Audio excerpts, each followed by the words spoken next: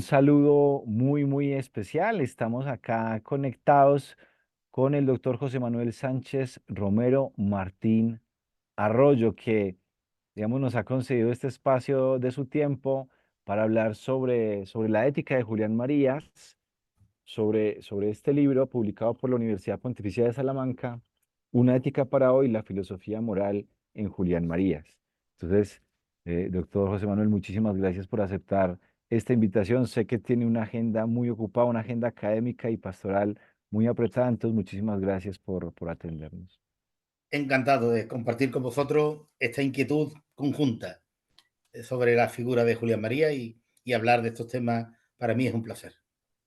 Perfecto. Yo voy a hacer una breve presentación de don José Manuel. Él es licenciado en estudios eclesiásticos por la Universidad Pontificia de Salamanca, es licenciado en teología, doctor en teología moral por la Academia Alfonsiana de la Pontificia Universidad Laterana de Roma, es máster en estudios avanzados en filosofía, moral y política por la Universidad de Salamanca, que creo que precisamente de ese máster en estudios avanzados es que surge el libro Una ética para hoy. Entre otros cargos académicos, ha sido director del Instituto Superior de Ciencias Religiosas Asidonense, afiliado a la Universidad Pontificia de Salamanca, ha sido director de la revista Asidonense, profesor en la Universidad Pontificia de Salamanca, en la que dirigió la cátedra Ernesto Ruffini, y también en el Colegio Mayor Universitario Hispanoamericano Nuestra Señora de Guadalupe. Actualmente entiendo que es profesor de la Facultad de Teología San Isidro de Sevilla desde el año 2019. Allí imparte asignaturas de moral social, económica y política y doctrina social de la Iglesia en el primer ciclo de teología y moral social en el bachiller de ciencias religiosas. Además se desempeña como bibliotecario general de la Biblioteca Benedicto XVI de la facultad, ¿verdad? Entonces, de ahí se ve Cierto, sí. un amplio interés por cuestiones morales de la teología moral, de la teología social.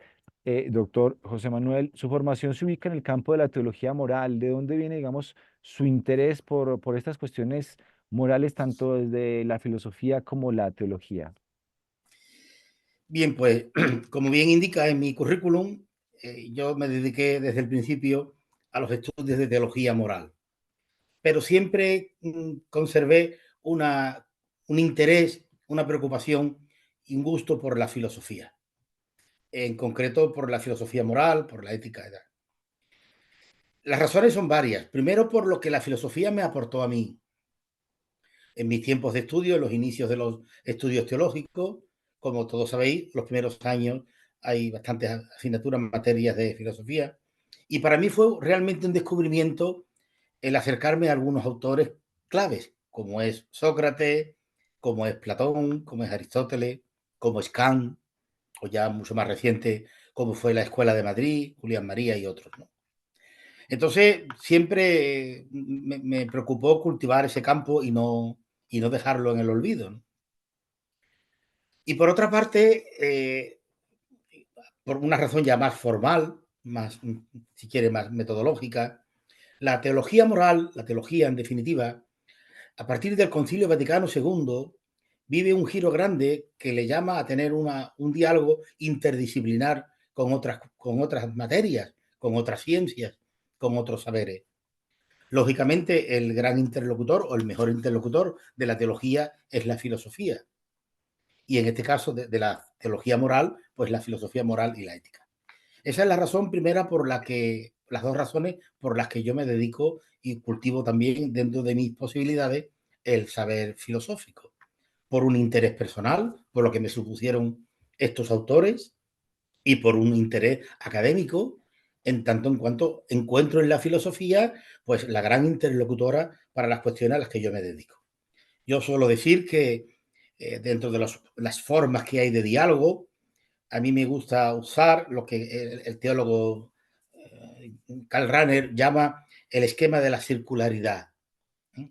Para mí la filosofía es aquella que aborda las cuestiones existenciales del hombre y le pregunta a la teología, desde su saber específico, cuál es la respuesta que la fe puede abordar.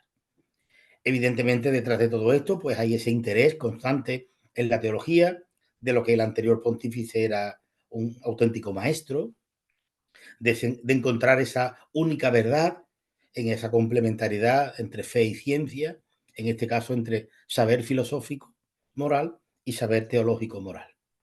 Así que la razón es doble. Por una parte, por inquietud personal y otra en razón de la epistemología de la teología moral, tal como el Concilio Vaticano II la plantea y a lo que nos llama, ¿no? A tener esa actitud de diálogo. Insisto en lo de diálogo, porque a veces es cierto que a la teología, a la filosofía, perdón, la hemos tratado de una manera un poco subsidiaria, un poco en inferior de condiciones, y no es el caso, ¿eh? Yo le concedo a la ética filosófica toda la entidad que tiene y todo mi respeto al hacer filosófico, y para mí es realmente un placer y de que desde la teología, buscando esa verdad última sobre el ser humano, sobre su comportamiento, podamos dialogar con tantos autores que desde el saber filosófico se ocupan de ello. Así que esa es la razón fundamental por la que, aun cuando siendo mi especialidad la teología moral, también cultive y procuro estar al día en las cuestiones de filosofía moral y de alguna otra materia que me parece también interesante.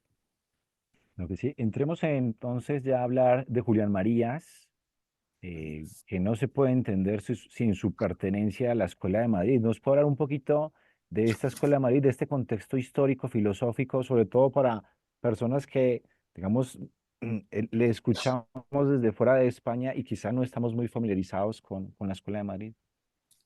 Mire, le debo confesar que para mí lo de la Escuela de Madrid fue un reconocimiento muy tardío en mi trayectoria académica. Quizás porque tenemos un poco de, no sé si llamar de error, el dedicar más atención a los autores de fuera.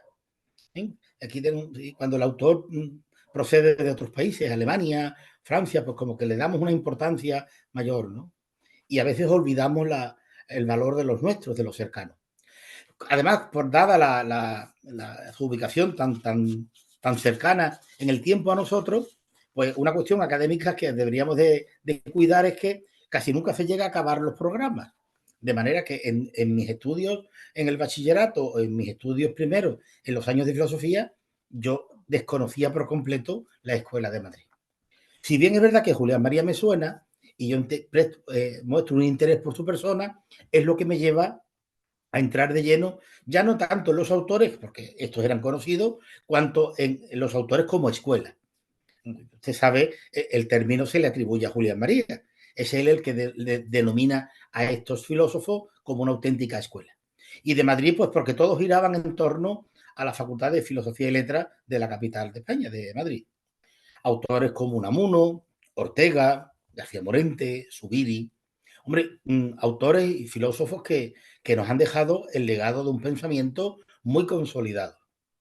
En todo ello hay un interés por la filosofía, hay un interés por hacer la filosofía actual, eso que decimos que es el interés por recuperar la metafísica, algo muy interesante, porque estos autores de comienzo del siglo XX se encuentran con que la cultura, el momento del pensamiento heredado del siglo XIX, es un pensamiento que quiere romper con la concepción de la tradición occidental. ¿Eh? Sustituyen el concepto de idea, que es el argumento de la metafísica, por el concepto de historia, por la praxis, ¿no? Con toda la incidencia que tuvo ahí el marxismo, el nihilismo de Freud y todo esto. Entonces, ellos se dan cuenta de que eso es un deterioro y de que es un camino erróneo para el pensamiento. De ahí su interés por recuperar la idea, para asumirla como algo que nos viene dado y que no nos limita, al contrario, que nos facilita, que nos enriquece. Ahora bien, su tarea principal, que quizás sea lo más distintivo de esta escuela, salvando las diferencias de cada uno, es ese interés en hacer de la metafísica una comprensión positiva y actual de la realidad, que quizás sea la cuestión cumbre en el pensamiento de Ortega. Por eso Julián María piensa que a la cabeza de esta escuela filosófica de Madrid es justamente Ortega y Gasset, en ese interés de acercar la metafísica a la realidad y al hombre, rompiendo con ello y superando esa idea errónea de que la metafísica era algo cerrado, algo antiguo, algo que no tenía nada que aportar al pensamiento de hoy. Esa recuperación de la metafísica, yo creo que se la debemos en parte a los filósofos de la Escuela de Madrid y es muy de agradecer.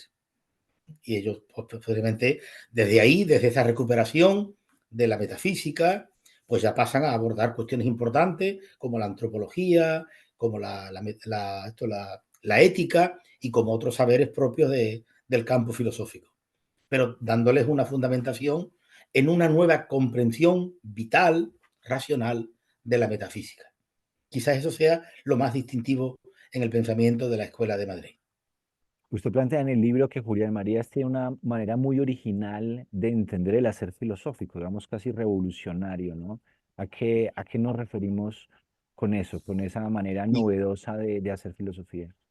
sí, mire, eso hay que reconocer que él mismo lo dice, ¿no? Que eso es lo que él ha heredado sobre todo de su maestro Ortega y Gasset. La filosofía como un tomar conciencia de la realidad. Frente a esa concepción errónea de que la filosofía es un saber especulativo, evasivo, que aporta, no sé, una nube de comprensión lejana a la realidad y que por tanto en una concepción utilista de la vida no vale para nada, pues estos autores, Julián María, como digo, dependiendo de Ortega, se empeñan en demostrar, y esa es la primera aportación de Julián María, que la filosofía es un quehacer, que la filosofía es un tomar conciencia de la realidad en la que el hombre vive instalado, de esa realidad que al hombre le afecta y le constituye, y que por tanto, pues siguiendo la máxima orteguiana, ¿no? De que yo soy yo y mis circunstancias, etcétera, que para comprender al hombre hay que comprender ese contexto donde el hombre está, como él dice, empíricamente situado. Entonces, lo primero en el pensamiento de Julián María es esta manera original, propia, heredada de la Escuela de Madrid, de acercarse a la filosofía, entendida no como una especulación, sino como un hacer que lleva al sujeto, a la persona, a una visión responsable de la realidad. Esto ya desde sus primeras obras, en aquella introducción a la filosofía que publica en el 47, ya él deja claro cuál es la pretensión de su pensamiento. Entonces, eso le abre a la filosofía en el momento actual un horizonte de comprensión y un campo de trabajo realmente muy interesante, muy interesante.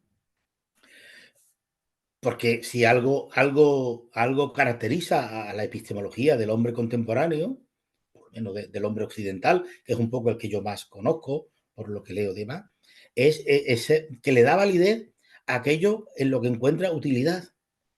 Aquello para lo que el hombre no encuentra la razón de ser, termina rechazándolo, lo margina, que es un poco a lo que le había pasado a la filosofía antes de estos autores, que se había criticado, se la había considerado irrelevante. Y sin embargo, ellos consiguen dar un enfoque metodológico nuevo y hacer valer la filosofía como una disciplina necesaria. Si me apura, es como lo más distintivo de la condición humana, de ese sujeto que se pregunta quién soy, dónde estoy, qué me corresponde, qué debo hacer. En el fondo no es otra cosa que abordar con un lenguaje nuevo las grandes preguntas kantianas, que es el gran autor, como sabe usted, de la filosofía moderna y del que todos bebemos en la medida en que nos aproximamos a su pensamiento.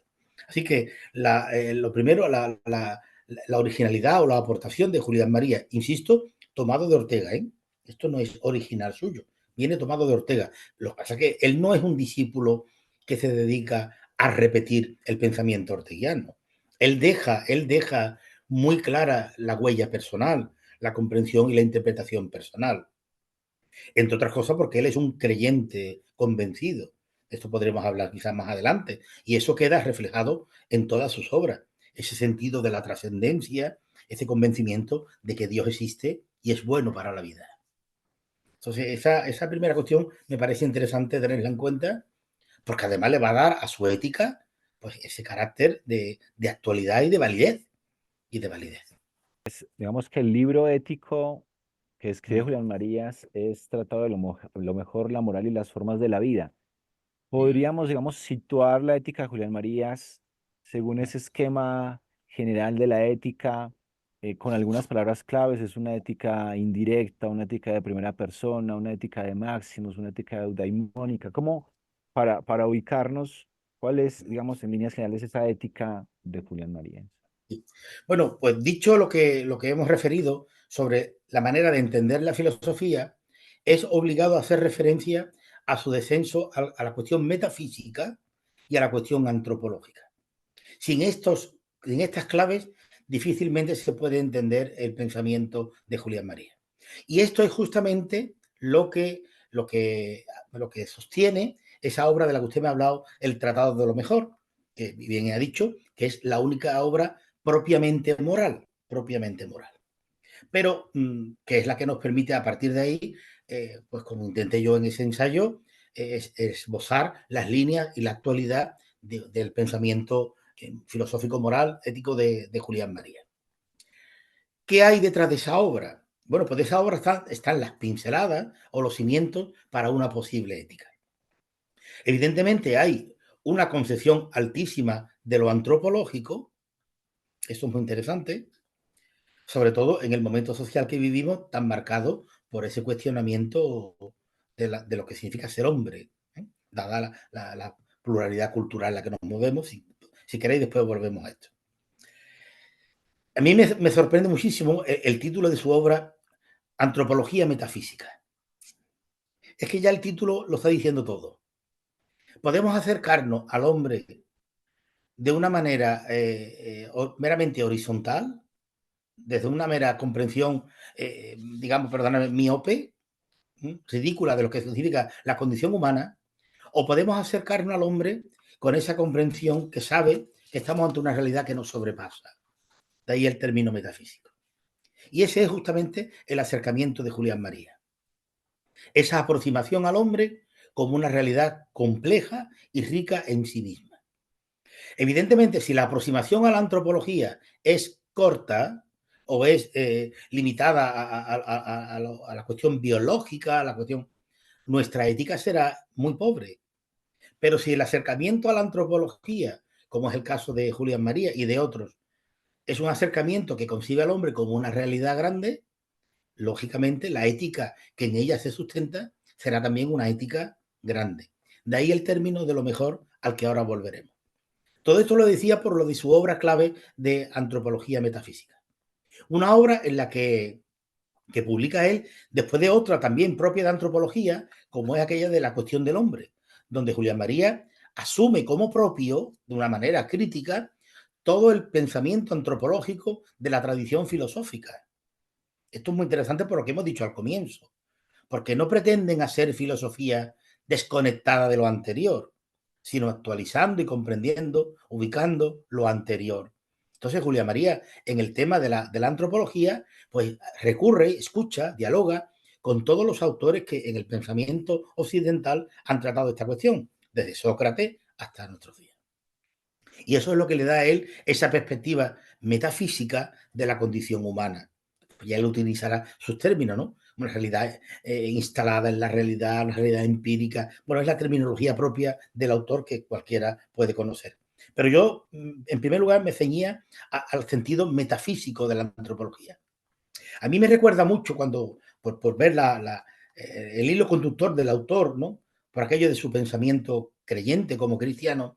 Usted sabe que hay en el Concilio Vaticano II, hay una cita en la Constitución Gaudium et Spes, número 22, que es para nosotros los creyentes una cita fascinante. Además de un alto sentido teológico, además es fascinante. Y el concilio dice que en realidad el misterio del hombre solo se esclarece a la luz del misterio del Verbo encarnado. Es un poco lo que Julián María plantea en el orden filosófico. Cuando nosotros queremos comprender al hombre para poder en él fundamentar una ética, tenemos que entender que la realidad del hombre es una realidad que nos sobrepasa, más allá de lo que vemos, de lo inmediato. Y esto es muy interesante, dado, como hemos dicho, el cuestionamiento y el vaciamiento antropológico que hoy vivimos, ese relativismo epistemológico, antropológico del que hablaba Benedicto XVI, y también es muy interesante frente a esas antropologías de corte materialista que reducen y comprenden al hombre a un mero proceso biológico. Es también muy conocida la expresión de Julián María de que el hombre no es biología, sino biografía. Es esa manera de expresar justamente lo que quiero decir ahora. El hombre no se comprende meramente como un proceso biológico que lo equipara al animal. La grandeza del hombre es su ser filosófico, su capacidad de comprenderse y de vivirse a sí mismo. Eso es lo que hace del hombre una realidad grande y trascendente. Y como digo, yo siempre he considerado que hay un paralelismo entre esa afirmación de la fe en el concilio y esa afirmación filosófica de este autor que busca, como hemos dicho al principio, esa verdad a la que se accede por la razón y por la revelación, y que en este caso es un principio antropológico fundamental. El hombre es una realidad mayor de lo que constatamos. Ante el hombre no podemos situarnos con ningún tipo de determinismo epistemológico. No podemos limitarnos a lo material, a lo físico, que es el gran problema. Perdone que me detenga en este tema, pero es que es un tema que a mí me gusta mucho y me preocupa. Es el gran problema de la antropología.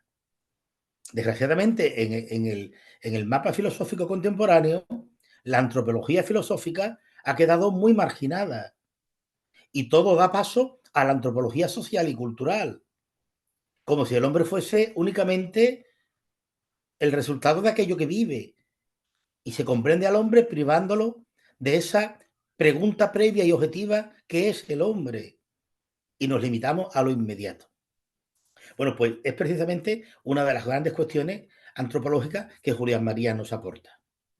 Desde ahí se pueden, desde esa manera de entender la filosofía, desde esa manera de comprender la metafísica y desde esa antropología que yo he referido muy brevemente, porque es la gran asignatura de Julián María, la antropología. A mi juicio es así.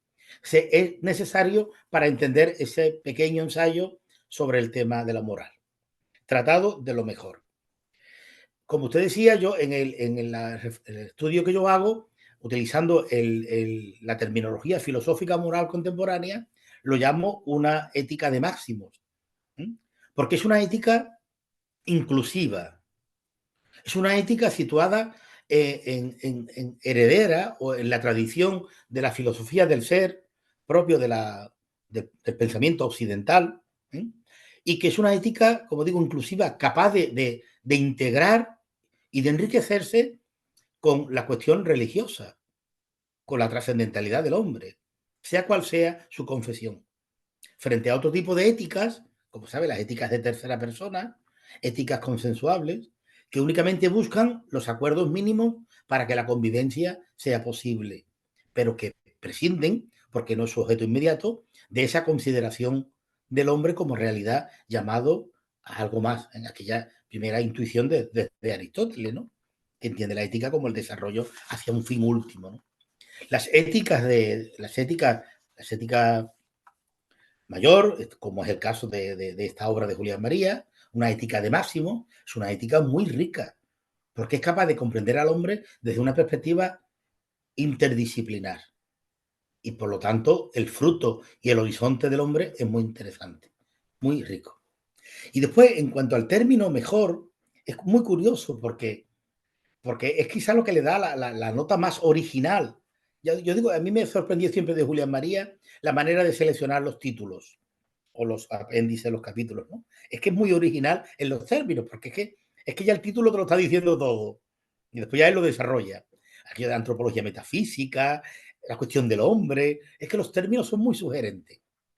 El tratado de lo mejor. Bueno, evidentemente, el objeto material de la ética es lo bueno y lo malo. Y en la tradición occidental está muy claro, qué es bueno y qué es malo. Eso siempre lo hemos tenido asimilado. El hombre occidental es un hombre que vive hoy el proceso de globalización. Entonces nos encontramos con una pluralidad de culturas y de realidades en las que no coincidimos en muchísimas cuestiones. Una tarea preciosa para construir un orden nuevo.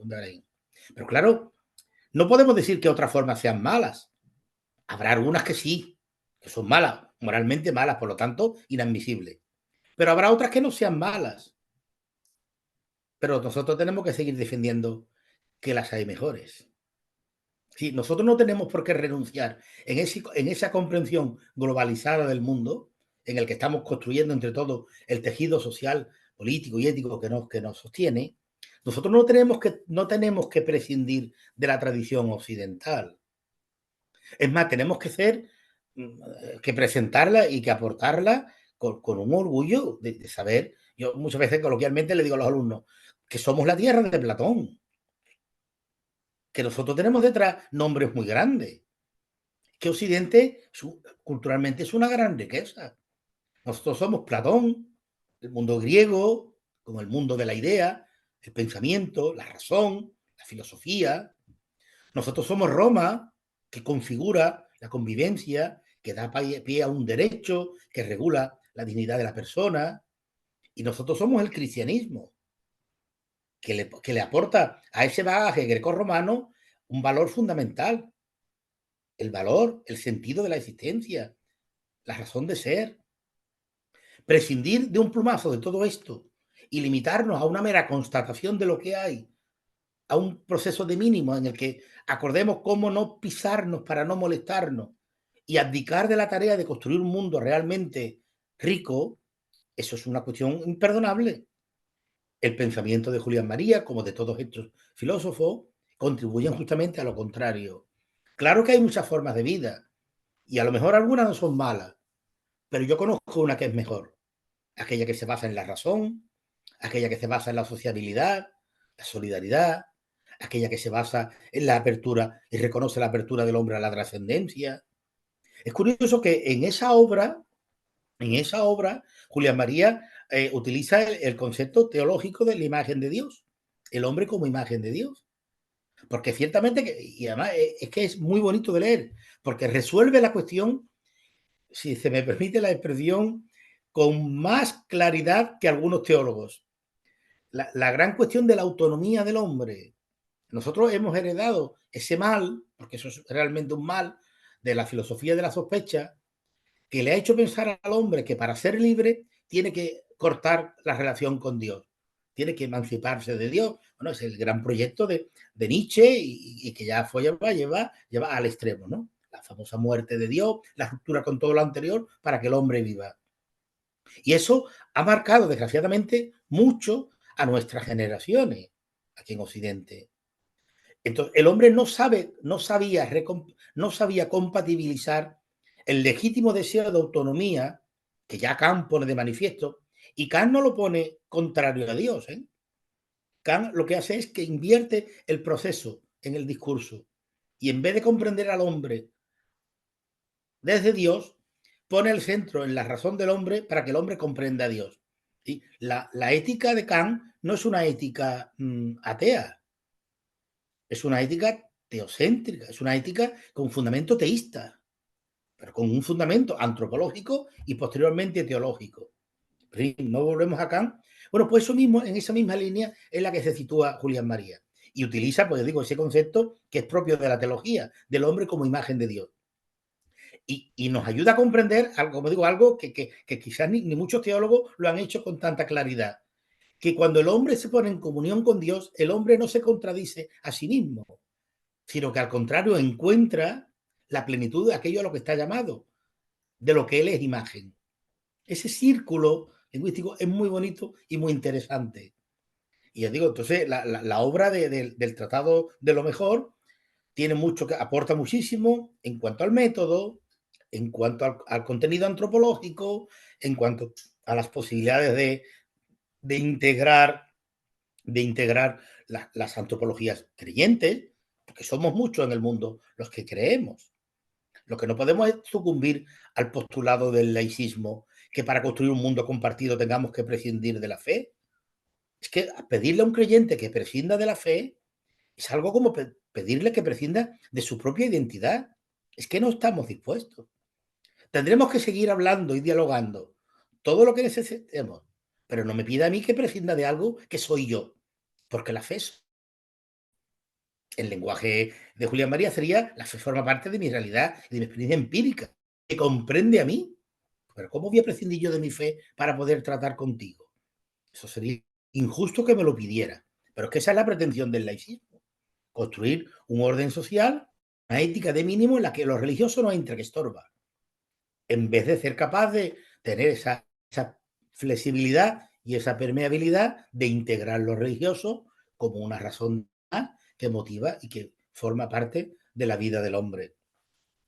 Y ya digo, y en este universo cultural en el que nos estamos moviendo, donde nos encontramos con culturas de mucho tipo, ese adjetivo de lo mejor aporta muchísimo, ¿eh? Muy interesante. Pero digo que Julián María, ya nada más que con los títulos, ya nos hace mucho que pensar. Porque puede parecer como provocador, o puede ser un poquito como, si me apura, hoy sería en el lenguaje cotidiano políticamente incorrecto. ¿Cómo se puede hablar de lo mejor? Pues sí, ¿por qué no podemos hablar de que hay formas de vida mejores y formas de vida peores? ¿Por qué no podemos hablar de esto? Con todo el respeto a las formas de vida de cada uno. Pero a la hora de un discurso filosófico, ¿por qué no podemos establecer que hay una forma de vida que compete más al hombre que otra? Desde un punto de vista de una reflexión objetiva. Y después ya cada uno, pues cada uno vivamos como podamos. Pero por lo menos no declinemos en la tarea de pensar y de pensar en alto y de pensar con un horizonte amplio. No decaigamos en eso, ¿no? Digo que Julián María aporta en ese sentido muchísimo. Usted planteaba que el libro propiamente filosófico es tratado de lo mejor, propiamente moral. ¿Por qué no considerar Felicidad Humana también como un libro moral, ¿no? Teniendo en cuenta que la ética de Marías es una ética eudaimónica y y la felicidad, digamos, es una de las categorías claves, digamos, en la ética y en la moral. Sí, sin duda. Lo que pasa es que la orientación eudaimónica de la felicidad, como ya usted bien ha dicho, eso viene de Aristóteles. No hay nada de novedoso. Julián María asume toda la tradición, por eso he querido decir que el Tratado de lo Mejor es la más original suya. Además, está muy publicada ya muy al final, ya su vida era muy avanzada, y es muy original porque es la que nos permite la tradición filosófica verla hoy en la perspectiva de la globalización y del relativismo cultural. No es que, claro, no es que no esté presente esa orientación, porque esa orientación además en el propio Aristóteles descansa en una manera de comprender al hombre como un ser, un quehacer constante. Esa es la antropología y la ética que articula el pensamiento occidental y que Julián María asume. Pero él además le aporta para el momento presente y posiblemente el venidero esa capacidad de distinguir qué formas llevan mejor a la felicidad y qué formas no.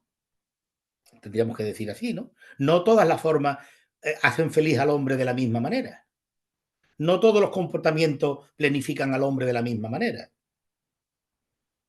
Entonces podríamos utilizar. Pero evidentemente que la tradición tomista y aristotélica está presente en el autor, porque es occidental. ¿Mm? Doctor Sánchez, se dice que Julián Marías vivió una vida intensa, ¿no? Creo que era lo que pedía ahí él cuando estuvo en peregrinación ahí en Tierra Santa, Mm. pedía una vida intensa. Y también consideraba que la intensidad da la vida, de la vida es el gran valor moral. ¿A qué se refiere Julián Marías con esto de que la intensidad es el gran valor moral? Bueno, Julián María es un humanista y además hay que reconocerle la coherencia entre lo que enseñaba y pedía y lo que él vivió. Coloquialmente tenemos que decir, él vivió la vida a tope, porque es el lenguaje que utilizan mucho los chicos, ¿no? Vivir la vida al máximo. ¿Eh? Si él parte de su precomprensión de la filosofía, hemos dicho, la filosofía como la razón para vivir, evidentemente él lo vivió.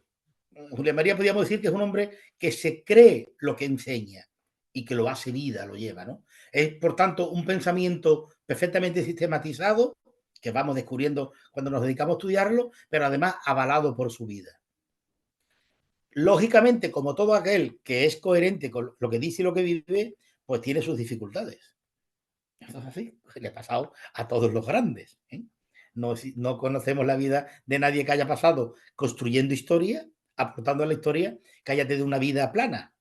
No, de los planos se dice, ¿no? De los tontos no se escribe historia, es verdad, ¿no? Y es el caso de Julián María. Él ha aportado porque él vivió lo que. Y claro, cuando se asume ese sentido constante de búsqueda, de interpelación, es un hombre políticamente incorrecto. Es un hombre, de hecho, fue un hombre juzgado por sus problemas en la docencia, sus problemas en el país, porque no respondía a los estereotipos con los que solemos catalogar y limitar la vida de la gente.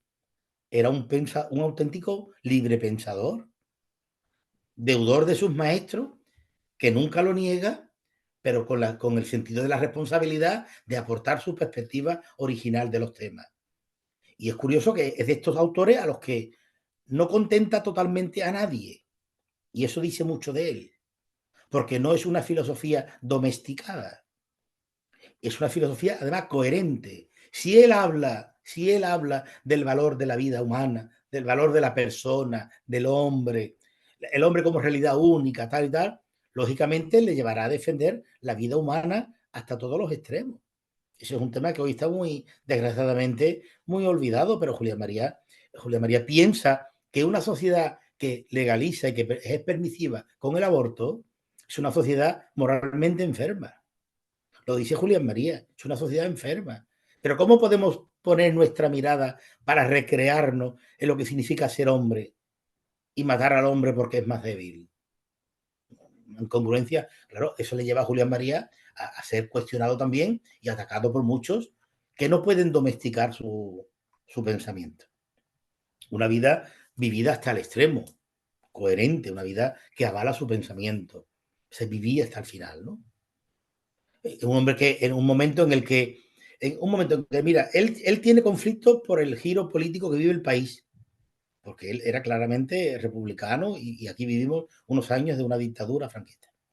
Él se mueve en un entorno en el que hay un claro pensamiento ateo, un rechazo a lo religioso, y él nunca negó su condición de católico. De hecho, él participó incluso como perito en el Concilio Vaticano II. Él se mueve en un momento, es que son muchos aspectos que tú dices, bueno, es que es un hombre auténtico, es un hombre coherente con su pensamiento y que lleva su línea y que procura vivirla y llegar hasta el final. Y de hecho el desenlace de su vida fue prácticamente coherente hasta el final. No le reconocemos que hubiera claudicado de nada o que se hubiera prestado a otra cosa, ¿no? En ese sentido, es una persona cercana en el tiempo, pero muy ejemplar para nosotros. De esos que necesitamos hoy como referencia para poder aprender a vivir. En Marías hay como un tránsito donde ya, digamos, el énfasis moral no está tanto en los actos, sino que habla de las trayectorias, ¿no? De las instalaciones. No sé si puede desarrollar un poquito eso, ¿no? Ese tránsito, digamos, del acto individual, donde se evalúa la moralidad del acto, a la moralidad, digamos, de las instalaciones vitales, ¿no? Porque la miras habla de esa instalación vectorial, ¿no? De esas proyecciones. Mira, si me lo permites, igual que decía al comienzo que hay una línea paralela entre su filosofía y la teología, en la comprensión del hombre, también lo hay en esto que me estás preguntando. Una moral con una antropología pequeña terminaba reduciendo al hombre a los actos y entrábamos en un casuismo, un deontologismo que en definitiva era empobrecedor. Pues tanto la filosofía de Julián María, que va más allá de los actos, a esas estructuras con las que el hombre se realiza, tiene también su paralelo en la nueva comprensión de la teología moral que emana del concilio, que no limita al hombre a los actos, sino que lo comprende en un horizonte de actitudes y en una referencia última que es su configuración con Cristo. Y vuelvo a hacer esta lectura paralela entre lo filosófico y lo teológico precisamente para hacer justicia a la pretensión de Julián María, de dar razón de la complementariedad y de la coincidencia de la verdad. El hombre es algo más que sus actos. Evidentemente los actos nos muestran, sobre todo cuando son actos de un calado muy significativo o de una relevancia grande, pero muchas veces no estamos representados la totalidad de lo que somos en la pequeñez de un acto. El hombre es algo más.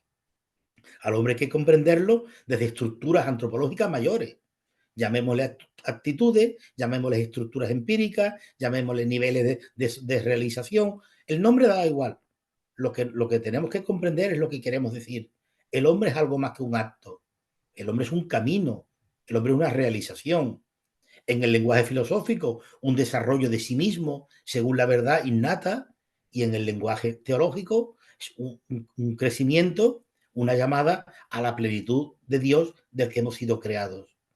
Pero que son dos lenguajes complementarios sobre una misma realidad, en este caso, sobre el hombre.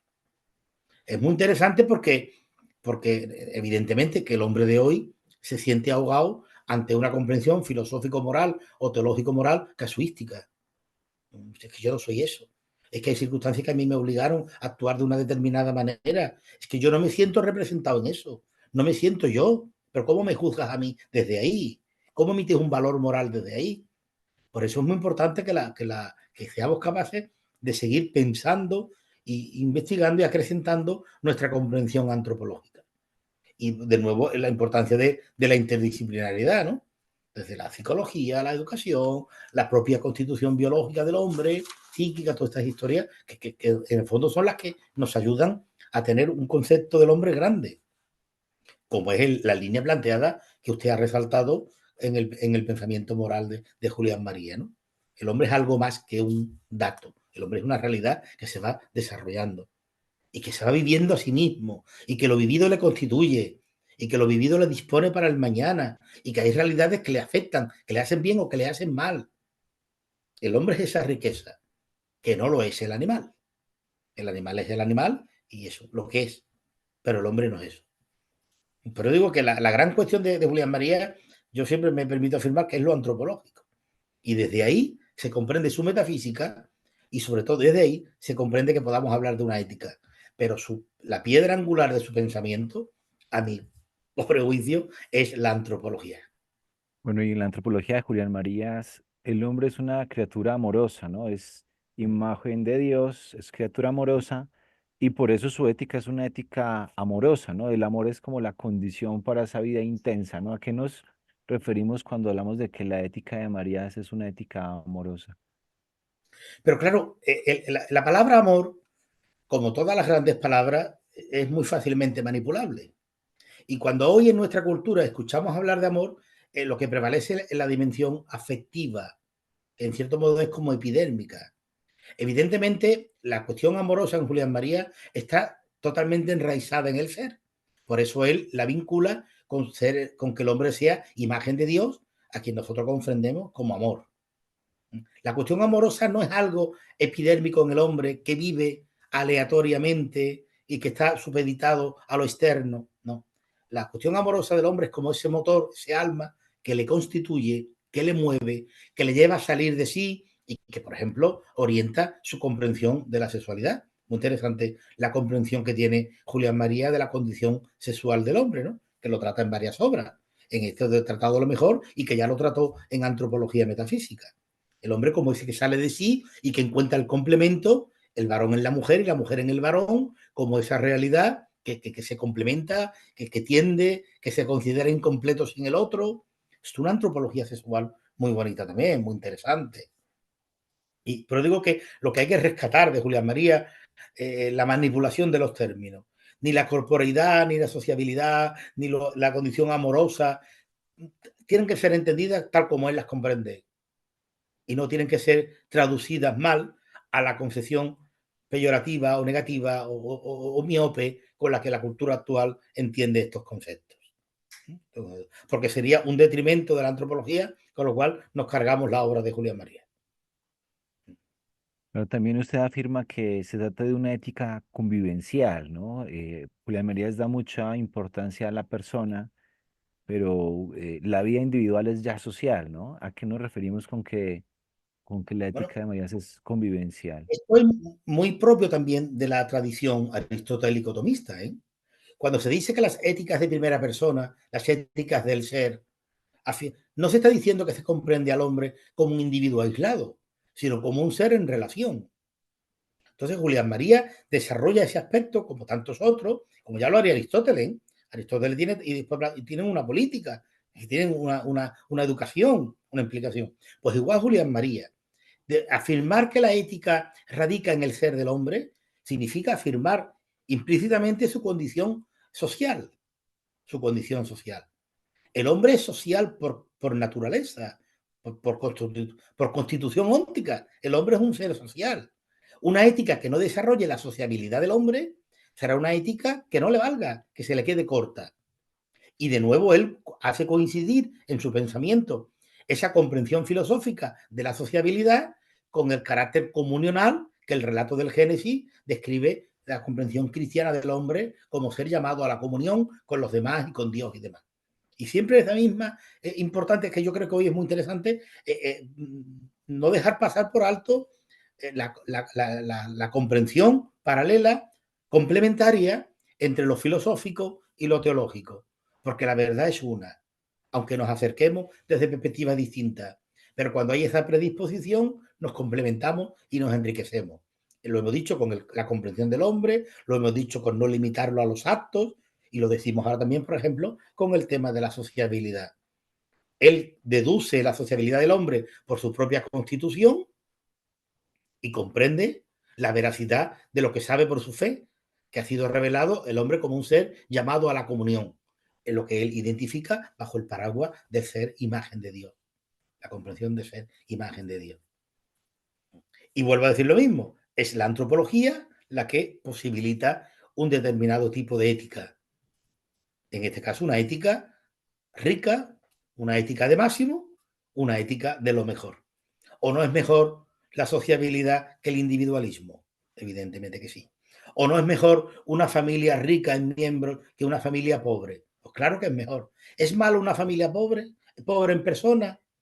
¿Con un número limitado? No es que sea malo, pero evidentemente enriquece menos que una familia rica en persona. ¿Por qué? Porque el hombre es un ser social. Cuanto mayor sociabilidad, mayor riqueza. Y aquí viene lo del término de lo mejor que decíamos antes, ¿no? En ese sentido de comprender que hay cosas que no son malas, pero que hay otras que son mejores. Y Cuando esto desde usted la asume, perspectiva filosófica. Muy interesante, ¿eh? claro que sí. Doctor Sánchez, bueno, ¿qué puede aportar Julián María, la ética de Julián María, por ejemplo, a la teología? Digamos, puede enriquecer la teología moral, los planteamientos éticos de Julián Marías, y cómo podría ayudar a enriquecer también la misma ética, ¿no? O sea, ¿cuáles son esas líneas como proyectivas por las que usted a fin de cuentas dice que es una ética para hoy, ¿no? Que tiene una profunda actualidad y puede enriquecer la reflexión ética contemporánea? Bueno, un autor de esta envergadura, como es Julián María, como si lo dijéramos de Kant o lo dijéramos de Santo Tomás o de Sócrates, ¿eh? Evidentemente enriquece siempre. Por ahí. Y asumiendo el punto de partida que yo decía al principio, el esquema de la circularidad, hay un enriquecimiento mutuo de la filosofía por parte de la teología y de la teología por parte de la filosofía. Porque la filosofía plantea la cuestión inicial, constatando y comprendiendo lo que es al hombre, y la teología igualmente responde desde la fe a esa cuestión que la filosofía ha planteado. Los creyentes no nos planteamos cosas que los no creyentes no. Y los no creyentes no tienen unas inquietudes que no puedan encontrar en la fe la solución. Esa ruptura del saber, esos muros ideológicos que hemos construido, no ayudan, empobrecen. La obra de Julián María es testigo de esto, de que la filosofía y la teología se complementan en la comprensión antropológica y por lo tanto en la comprensión ética. ¿Qué puede aportar a la realidad de hoy? Pues como digo, Julián María se adelanta a los retos que el momento de globalización nos ha planteado. Ante la pluralidad antropológica hay una determinada comprensión occidental de lo que es el hombre. Ante la pluralidad cultural y el relativismo cultural que tiende a homologarlo todo, son formas de vida, cada cual responde a sus lógicas, da igual cómo vivamos, lo importante es que cada uno viva conforme. Bueno, da igual, ¿vale? Habrá formas malas, pero hay otras que no son malas, pero hay otras que son mejores. Entonces, esa clave es muy importante en el momento globalizado en el que estamos. Pues, si estamos empeñados, y desgraciadamente, a mí, por lo que yo leo de autores y demás, he notado como una especie como de decepción de aquel proyecto que nace hace un par de décadas, de una ética mundial, de una ética global, ¿no? Y tanto autores de filosofía como autores de teología lo abordaban, incluso con obras tituladas así, ¿no? Una ética mundial, tal. A mí me da que eso hay un poquito como de desencanto, como decir, mira, lo vemos como imposible. Pues Julián María aporta una cuestión muy esencial, porque él, aun siendo creyente, y la teología en esto coincide, no fundamenta la ética en la teología, en ningún determinado credo. La fundamenta en lo antropológico. Ahora bien, lo que no podemos compartir, creo que antes lo he referido, es que usted mutile a lo antropológico y le cierre la apertura constitutiva a la trascendencia. Usted puede no compartirla, pero limitar la trascendencia en el hombre cerrar esa vía, esa llamada a la trascendencia, es tan negativo y tan erróneo como si me negara a mí la condición social. Entonces, Julián María orienta en ese sentido muy bien. Si vamos a buscar una ética, ahora ya parafraseamos su pensamiento, ¿no?